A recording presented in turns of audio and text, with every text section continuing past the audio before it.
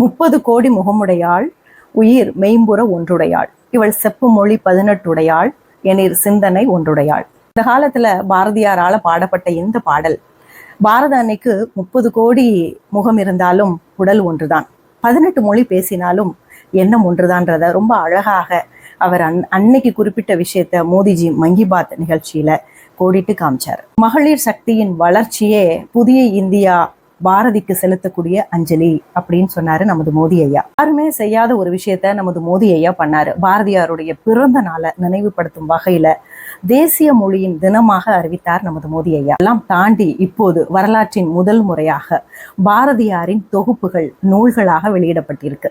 இப்படி பாரதியாரோட பிறந்தநாளாக இருக்கட்டும், திருவள்ளுவருடைய பிறந்தநாளாக இருக்கட்டும், இந்த மாதிரி விசேஷ நாட்கள்ல மட்டும் தலைவர்களை நினைவுபடுத்தும் விதமாக அவர்களுடைய சிலைகளுக்கு போட்டோக்களுக்கும் மாலை போட்டு மரியாதை பண்ணக்கூடிய திராவிட கட்சிகள் எங்க?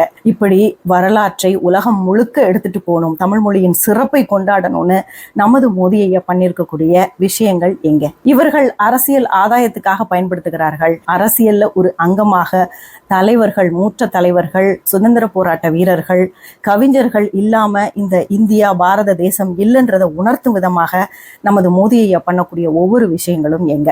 இன்னைக்கு பாடத்திட்டங்கள்ல கூட நமது சுதந்திர போராட்ட வீரர்களும் இந்த மாதிரி கவிஞர்களும் தமிழ் மொழியின் அடையாளங்களும் ரொம்ப ரொம்ப வெகுவாக குறைந்து விட்டது.